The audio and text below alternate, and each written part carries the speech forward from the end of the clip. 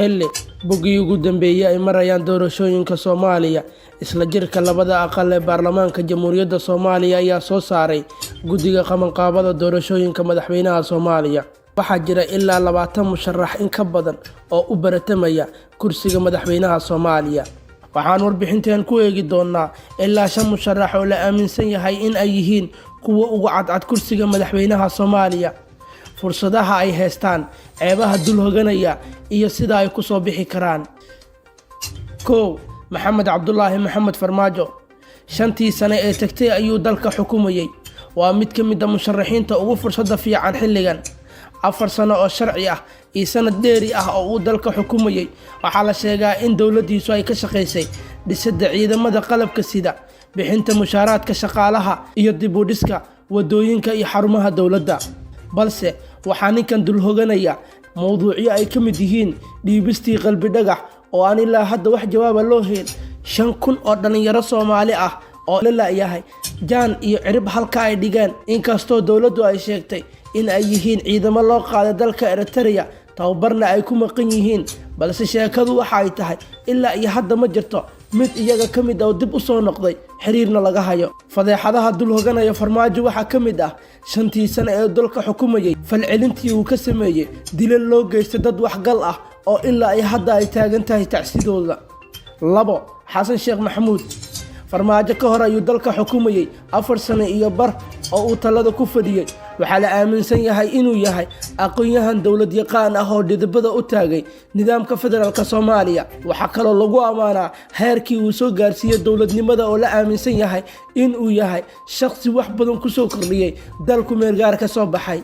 balse ceebaha dul hoganaya Xasan Sheekh Maxamuud ee aan weli ka harin waxaa ka mid ah 9 bilood oo mushaaraadka shaqaalaha rayidka iyo kuwa ciidanka dawladda federaalka Soomaaliya oo aan weli la bixin, tahayna deen weli lagu leeyahay. nidaamkii Xasan Sheekh Maxamuud waxa kale oo dul hoganaya in ay kaaba ka ahaayeen dagaal beeleedyo ka dhacay magaalooyin badan oo Soomaali ka mid ah sida Gaalkacyo, Xeraale, Marka iyo qaybo ka mid ah Jubbada Hoose. in dalka uu gacanta u geliyay koox isfahansan oo la magac baxday Dam Jadiid, kuwaas oo saaxiibadiis si gaar ah ugu koobay talada dalka. dagaal beeleedyo joogto ah 4 sano iyo bar uu dalka xukumayay kaaba ka ahaayeen isaga iyo kooxdiisa. inkastoo aan cadeemo loo haynin 4 sano ee Dam Jadiid waxaa lagu eedeeyaa boob hanti iyo dhulal dawladeed.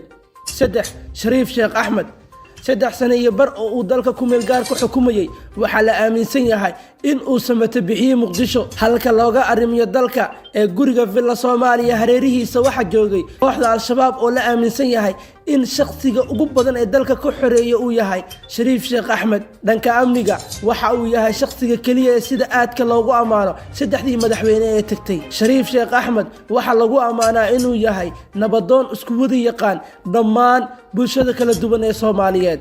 balse waxa weli dul hoganaysa ceebo ay ka mid yihiin sidii uu u maareeyay 3 ra'iisul wasaare oo dawladdiisa soo martay, qaar ka mid ah ra'iisul wasaarayaashiisa oo uu ku qasbay in ay xilka ka degaan ama iscasilaan. inkastoo aan ceebo badan loo haynin, haddana Shariif Sheekh Axmed waxaa la aaminsan yahay in uu ku sumcad dilmay qaabkii uu u wajahay mucaaradnimada Farmaajo 5 sano ee tagtay. waxaa laga diiwaangeliyay hadallo badan oo aan laga filaynin in uu ku hadli lahaa shakhsi madaxweyne ka soo noqda dalka doonaya talada dalka mar kale.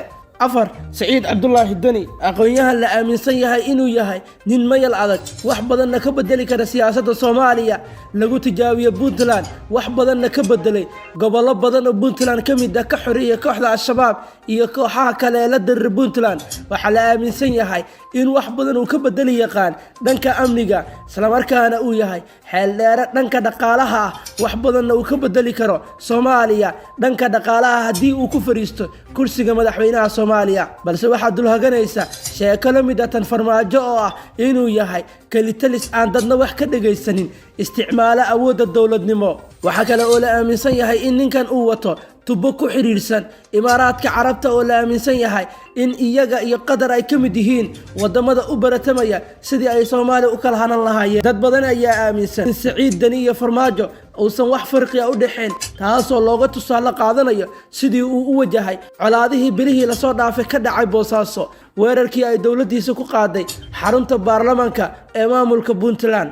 5 cabdiraxmaan cabdishakuur warsame inkasta oo uusan soo maamulin nidaam la mid ah afartii aynu ka soo sheekeennay warsame waxaa lagu tiriyaa in uu yahay aqoon-yahan aaminsan dimuqraadiyadda soona dhiraandhiriyo siyaasadaha reer galbeedka inuu noqon doono aabbaha dimuqraadiyadda wax badanna ka bedela dal sanado badan la caburinayay loona diidanaa saxaafadiisa iyo dadkiisaba inay ka hadlaan dhibaatooyinka dalka ka jira inuu yahay shakhsi dhegaysan kara bulshada balse waxaa su'aal la geliyaa sidii uu u mucaaraday 5tii sane ee tagtay nidaamkii dalka ka talinayay warsame waxa ay dadku qaar sheegaan in dan shakhsiyadeed uu ku mucaaradayay farmaajo taas oo lagu xiriiriyo in markii uu yimid nidaamkii farmaajo uu ka doontay kursi ka mid ah kuraasta sarsare balse loo diiday taasna ay sababtay in 5 sano oo xiriir ah uu dowladdiisa mucaarado inkasta oo mucaaradnimadu ay markii dambe noqotay mid xalaal ah haddana waxaa la aaminsan yahay in cabdiraxmaan cabdishakuur uu yahay